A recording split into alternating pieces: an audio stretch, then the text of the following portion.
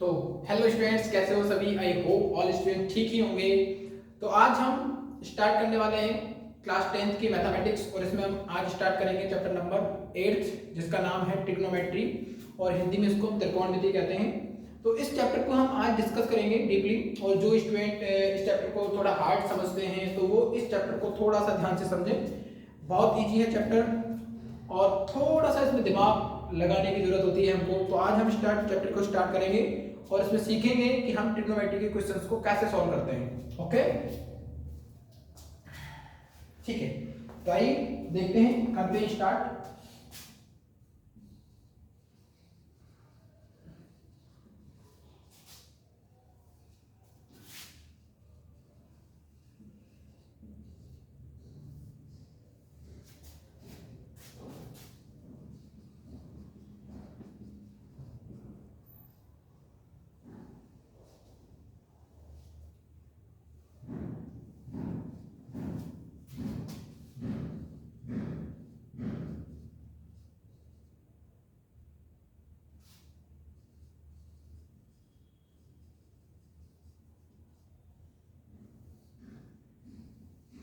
Okay, हाँ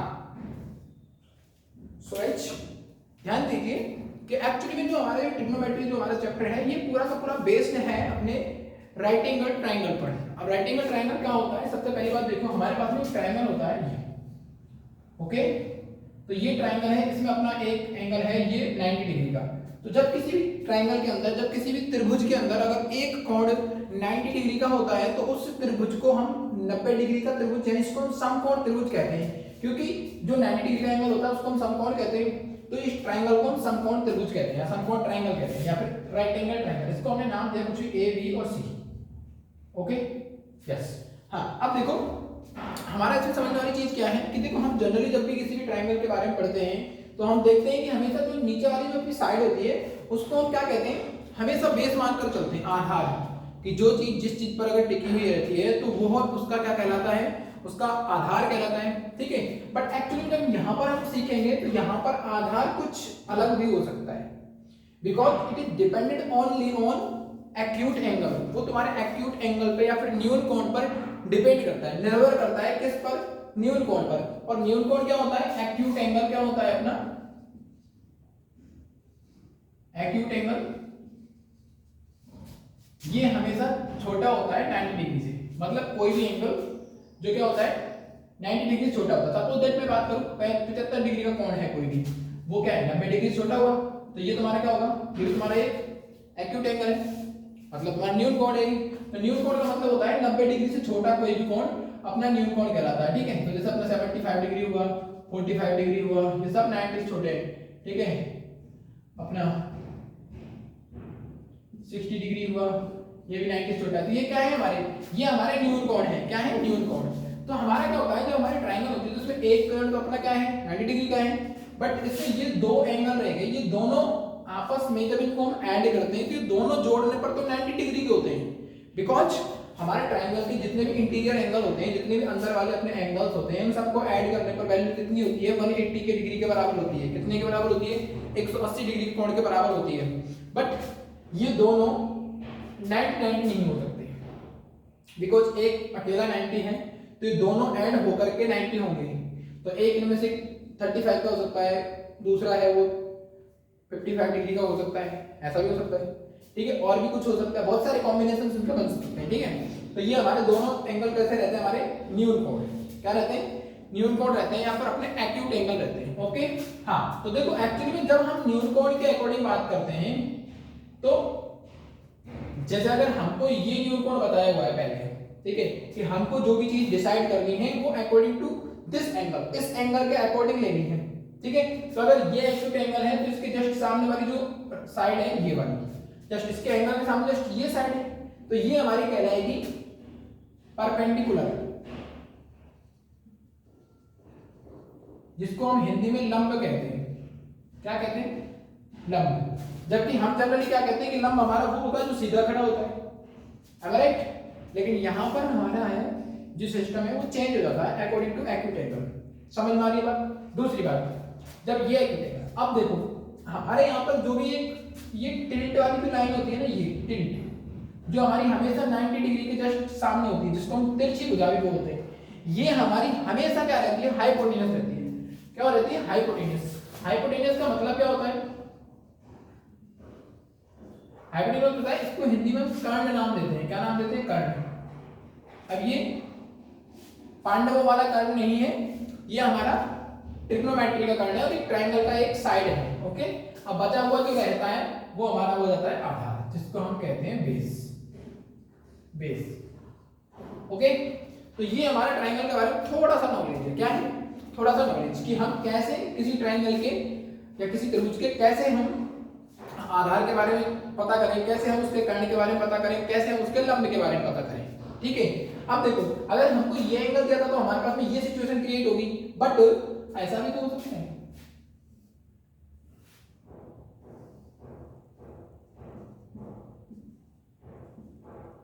ये 90 degree था, अब हमको ये एक्यूट एंगल दे दे रहे हैं कि हमको इस एंगल के अकॉर्डिंग डिसाइड करना है कि कौन अपना लंब होगा, कौन अपना आधार होगा, कौन अपना कर्ण होगा। That means which perpendicular and base and hypotenuse. ठीक है, तो इसको डिसाइड करेंगे अपन अकॉर्डिंग टू दिस एंगल। तो देखो हमारा जो भी एक्यूट एंगल दिया हुआ होता है उसके जस्ट हमेशा सामने वाली जो फ्रंट वाली जो साइड होती है वो हमेशा क्या होती है, परपेंडिकुलर होती है। परपेंडिकुलर मतलब ये हमारी क्या हो जाएगी, लंब हो जाएगी। अब इसकी जो हमेशा ये तिरछी वाली जो साइड होती है वो हमेशा क्या होती है, हाइपोटेन्यूज होती है। ठीक है, जिसको हम कर्ण बोलते हैं। अब जो बची हुई है वो क्या हो जाएगी, बेस। तो यहां पर ये हो जाएगा बेस, जिसे हम आधार कहते हैं। क्या कहते हैं, आधार। ठीक है, अब हमारा क्या है, जब हम पढ़ रहे हैं ट्रिग्नोमेट्री, तो ट्रिग्नोमेट्री के अंदर क्या होता है, इनके कुछ त्रिकोणमितीय या ट्रिग्नोमेट्रिक कुछ रेशियोज होते हैं, रेशियो जिनको हम अनुपात बोलते हैं। त्रिकोणमितीय अनुपात क्या बोलते हैं इनको हम, त्रिकोणमितीय अनुपात।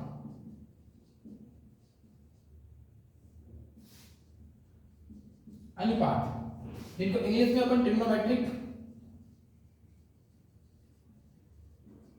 रेशियोज बोलते हैं। ठीक है, और ये क्या होता है अपने पास में, साइन, कॉस, टेन और कॉसेक, सेक और कॉट। ओके, हाँ, अब एक्चुअली में होता क्या है, ये जो हमारे जो यहाँ पर जो रेशियोज होते हैं ये क्या बताते हैं, ये हमारी साइड्स जो होती है, साइड्स के प्रोपोर्शन को बताते हैं, इनके अनुपात को बताते हैं। ठीक है, किसको बताते हैं, इस ट्रायंगल के अंदर जो ये अपनी साइड्स होती है इनके अनुपात को बताते हैं। ठीक है, बट ये किसके अकॉर्डिंग बताते हैं उस अनुपात को, किसी एंगल के अकॉर्डिंग, कि हमने इस एंगल के अकॉर्डिंग बताना है। तो जो एंगल होता है हमारा, जो थीटा होता है, जो हमारा कोण होता है, उसको हम थीटा मान के चलते हैं। तो उसके अकॉर्डिंग ये बताते हैं अपने को इनकी साइडों के प्रोपोर्शन को।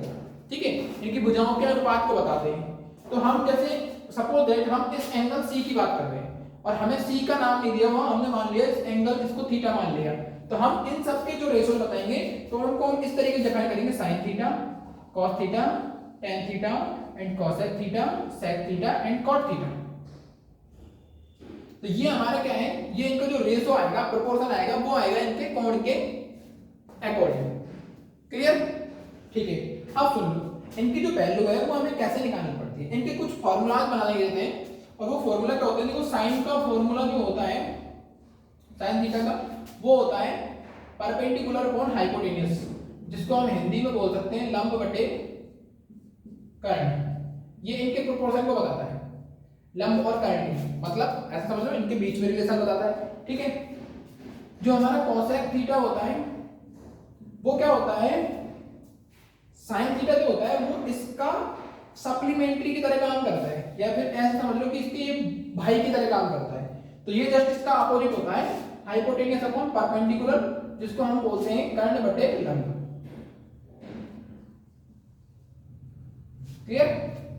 ठीक है, हाँ। और अपना क्या होता है, अब cos थीटा होता है, cos थीटा में भी ऐसे रिलेशन होता है तुम्हारे, देखो cos थीटा में होता है बेस अपॉन हाइपोटेन्यूज। ठीक है, यानी आधार बटे कर्ण। ठीक है, इसको हिंदी में बोलते हैं आधार बटे कर्ण। ठीक है, और जो सेक होता है वो भी इसका एक सप्लीमेंट्री तरह काम करता है, इसके भाई की तरह काम करता है। तो मतलब ये इसका जस्ट उल्टा हो जाता है। सेक थीटा ये हो जाता है हाइपोटेन्यूस अपॉन बेस, यानी कर्ण बटे आधार। ठीक है, ये हो गया। अब एक्चुअल में क्या है, ये तो हो गया आपके पास। अब बचा कौन, टेन। तो टेन का भाई होता है कॉट। तो टेन के बीच में रिलेशन कैसे होता है, टेन थीटा होता है आपके पास में ऐसे, टेन थीटा बराबर होता है परपेंडिकुलर अपॉन बेस। ठीक है, और इसको हम बोलते हैं हिंदी में लंब बटे आधार।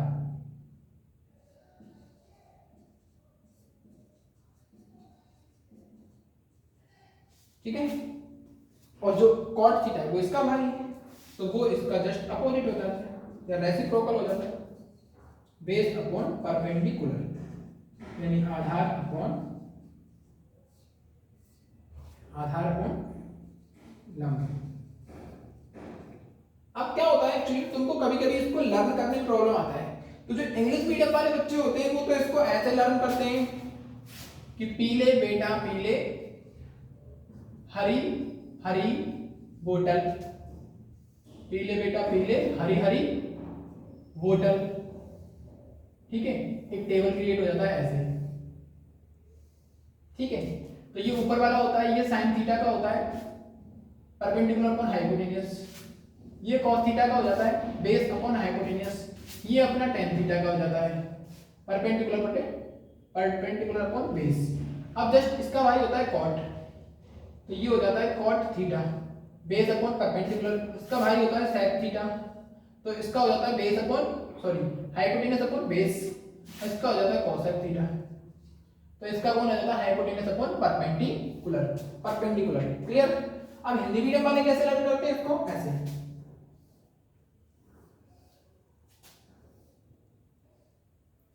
लाल बटे का L फोर लंब, A फोर आधार, K फोर कर्ण। तो सेम चीजें वही है, sine theta, cosec theta, sec theta, cos theta, tan theta and cot theta. Okay, तो इस तरीके से तुम इन सारे फॉर्मूलेज को लर्न कर सकते हो। ठीक है, you can learn these formulas by this format. Okay, इस तरीके से तुम क्या कर सकते हो, इनको लर्न कर सकते हो। ठीक है, अब हमारा क्या होता है, सिचुएशन ये होती है कि जब इनके प्रोपोर्शन को शो करते हैं तो हमें इनकी साइड्स की वैल्यू पता होना चाहिए। ठीक है, क्या पता होना चाहिए अपने को, इसकी वैल्यू पता होना चाहिए। ठीक है, तो इस वीडियो को आप थोड़ा सा पॉज करके जो आपको इसमें से राइट करना है वो आप राइट कर सकते हो, अदरवाइज यू कैन स्किप। ठीक है, तो हम क्या करते हैं, अब एक इस टाइप का थोड़ा सा एक क्वेश्चन लेते हैं जिससे समझने की कोशिश करेंगे हम कि क्वेश्चन से किस तरीके से सॉल्व करते हैं इसके प्रोपोर्शन को। ओके,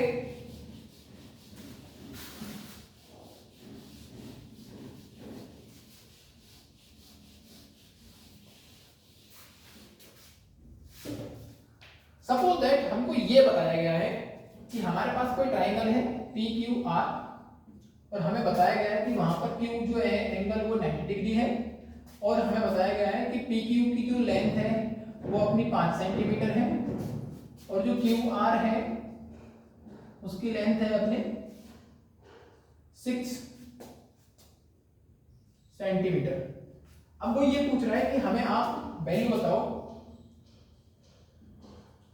साइन थीटा की, कॉस थीटा की और टेन थीटा की। इन सब की वैल्यू फाइंड करो। आप कैसे फाइंड करोगे, ठीक है, कैसे बताएंगे। तो देखो, हमें ट्राइंगल तो दिया गया पी क्यू आर। ठीक है भाई, हमने ट्राइंगल मान लिया पी क्यू आर। ओके, ये पी क्यू आर, ये राइट एंगल ट्राइंगल है क्योंकि उसने बोला है कि एंगल क्यू क्या है 90 डिग्री। ठीक है, पी क्यू की वैल्यू 5 सेंटीमीटर, मतलब ये 5 सेंटीमीटर दे रखी है। ओके, और क्यू आर की दे रखी है अपने को 6 सेंटीमीटर। Okay, clear. आपने को ये नहीं दे रखा। ठीक है, जब ये नहीं दे रखा तो हमें क्या निकालना है, प्रोपोर्शन। अब ये हाइपोटेनियस है, हाइपोटेनियस की नीड अपने को साइन थीटा की वैल्यू के लिए भी चाहिएगी और कॉस थीटा की वैल्यू के लिए भी चाहिएगी। तो हमें क्या करना पड़ेगा, एक्चुअली में हमें पहले हाइपोटेनियस को फाइंड करना पड़ेगा, हमें पहले कर्ण को निकालना पड़ेगा। सॉरी, ठीक है, हमें करंट को निकालना पड़ेगा। तो करंट को निकालने के लिए बेटा अपने पास एक फॉर्मूला होता है, इंग्लिश में इसको हम बोलते हैं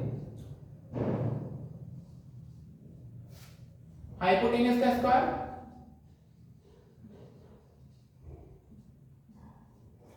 हिंदी में बोलते हैं करंट का स्क्वायर। ये होता है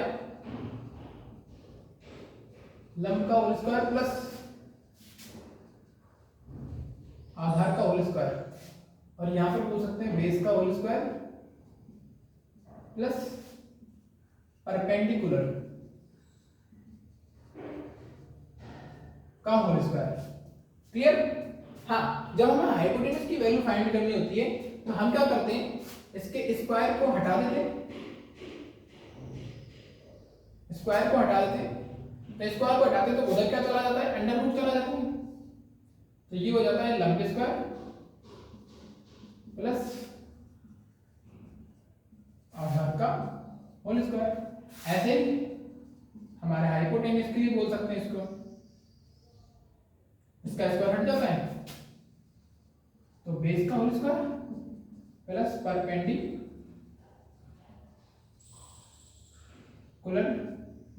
का होल स्क्वायर, और इसके ऊपर आ जाता है अंडर रूट। ओके, हाँ अब सुन लो, जो हमने ये फॉर्मूला यहाँ पर यूज किया इसको हम बोलते हैं पाइथागोरस थ्योरम। क्या बोलते हैं? इसको बोलते हैं पाइथागोरस प्रमेय। क्या बोलते हैं? पाइथागोरस प्रमेय।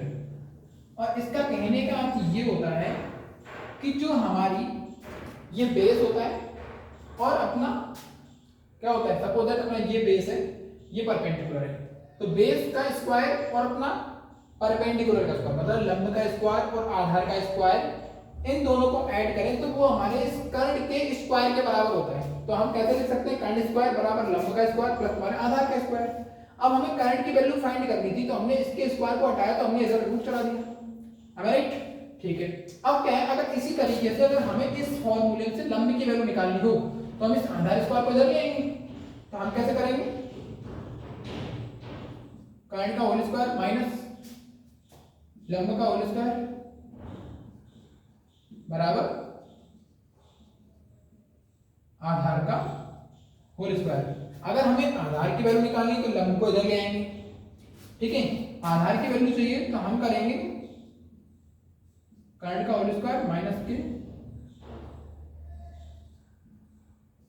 लंब का होल स्क्वायर, इसके ऊपर अंडर रूट चढ़ा देंगे और इधर से रह जाएगा ओनली आधार।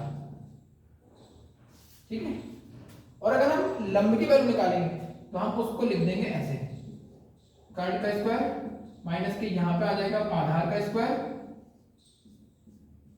और इधर रह जाएगा ओनली लंब। ठीक है, और हमने सिर्फ लंब की वैल्यू फाइंड करनी है तो हमें सिर्फ इस पे क्या करना पड़ेगा, फिर इस पे हमें चढ़ाना पड़ेगा अंडर रूट। क्या चढ़ाना पड़ेगा? Under root. ठीक है, तो अपने पास में ये तीन फॉर्मूले क्रिएट होते हैं, 1 2 और 1। ठीक है, ये क्लियर? हम तीनों से फाइंड कर सकते हैं लंब की, आधार की और कर्ण की वैल्यू। ओके, तो जो इंग्लिश मीडियम वाले हैं वो इसमें से निकाल सकते हैं क्योंकि अपने को बेस की वैल्यू निकालनी है तो परपेंडिकुलर को इधर कर दो, माइनस में आ जाएगा, अंडर रूट करा दो, स्क्वायर को हटा दो, इस तरीके से वो सॉल्व कर सकते हैं। ठीक है, तो ये अपने क्या है, इसका एक नॉर्मल चीज है कि अपने को मतलब समझ लो ये अपनी नॉर्मल थिंग है जिसको हमें समझना चाहिए कि एक्चुअली में हम कैसे फाइंड करेंगे कि हाइपोटेनस कैसे निकलेगा और कैसे हम परपेंडिकुलर को निकाल सकते हैं, कैसे हम बेस को निकाल सकते हैं। तो हमें आधार, लंब और कर्ण को निकालना बहुत जरूरी है जब हम इस प्रोपोर्शन को शो करेंगे, प्रोपोर्शन को बताएंगे या फिर हम इस अनुपातों को निकालेंगे। ठीक है, अब सुन लो, अब ये चीज हमें क्लियर होगी। अब इस क्वेश्चन पे आते हैं। अब हमें कर्ण नहीं पता था तो अब अगर कर्ण को शॉर्ट टर्म में मैं k लिख देता हूं तो k का अगर मैं वैल्यू निकालूंगा तो क्या हो जाएगा, आधार का स्क्वायर प्लस लंब का स्क्वायर, इसके ऊपर अंडर रूट। ठीक है, k आधार कितना मान लो 6 है प्लस वो 5 है, 5 का स्क्वायर 6 का स्क्वायर 36, 5 का स्क्वायर 25 अंडर रूट 5 6 11 का 1 कैरी 1 6 61 अंडर रूट 61। ठीक है, तो इसकी वैल्यू आ गई अंडर रूट 61। अब हमें क्या निकालना था, प्रोपोर्शन। प्रोपोर्शन निकालना था साइन थीटा का। अब सुन लो, अब हमें तो देखो पी क्यू आर दे रखा था तो पी क्यू आर दे रखा, अब यहाँ पर हमको निकालना है अकॉर्डिंग टू थीटा। कोई भी थीटा एंगल मानना है हमें। अब हमें बता दो कि ये जो थीटा होता है हमारा क्या होता है, एक न्यून कोण होता है, मैं तुमको बता दिया था। अब जब ये न्यून कोण है तो तुम्हें ये चीज तुमको खुद से डिसाइड करनी पड़ेगी कि ये वाले पे मानना है आपको थीटा या फिर इस वाले कोण पर थीटा मानना है। ठीक है, सपोज दैट मान करो इस पर थीटा मानते हैं कि यहाँ है थीटा, तो इसके अकॉर्डिंग हम ये क्या हो जाएगा, लंब हो जाएगा, और ये तो कर्ण रहेगा, और ये नीचे वाला क्या बन जाएगा, आधार। सही है, तो वैल्यू निकालो साइन थीटा की। साइन थीटा बराबर होता है, आपने देखो फॉर्मूला देख सकते हो, लंब बटे कर्ण होता है। ठीक है, तो लंब कौन है यहाँ पर 5 और कर्ण है अपना अंडर रूट के 61, तो ये हो जाएगा। अब हम वैल्यू निकालेंगे cos थीटा की।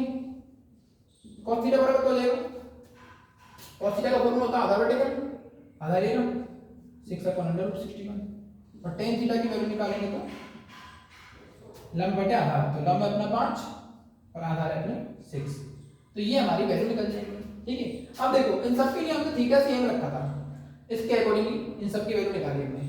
अगर वो हमको इन सबको बोल देता कि sin p की वैल्यू निकालो, cos p की वैल्यू निकालो और tan p की वैल्यू निकालो, फिर हमें एंगल मानना पड़ता भैया यहाँ पे, तो हमें थीटा यहाँ पे मानना पड़ता, फिर उसके अकॉर्डिंग तुम्हारे लंब और आधार क्या हो जाते, चेंज हो जाते। सो हाइपोटेन्यूस विल बी सेम। ठीक है, हाइपोटेन्यूस तो तुम्हारा सेम ही होगा क्योंकि वो कभी चेंज नहीं होता है। ठीक है, चेंज होता है लंब और आधार। ठीक है, तो हम समझ चुके हैं इस चीज को, तो अगर यहाँ पर होता तो फिर ये लंब हो जाता, ये आधार और हाइपोटेन्यूस ये रहता, तो ये तुम्हारी वैल्यू थोड़ी सी चेंज हो जाती। ठीक है, तो इस तरीके से हम क्या करते हैं, थोड़े थोड़े से जो तुम्हारी ये प्रपोर्शन होते हैं इनको फाइंड करते हैं। ठीक है, तो आज के इस वीडियो में तुमको ये चीज तो समझ में आ गई होगी। ठीक है, तो इसको राइट करो पहले। ठीक है,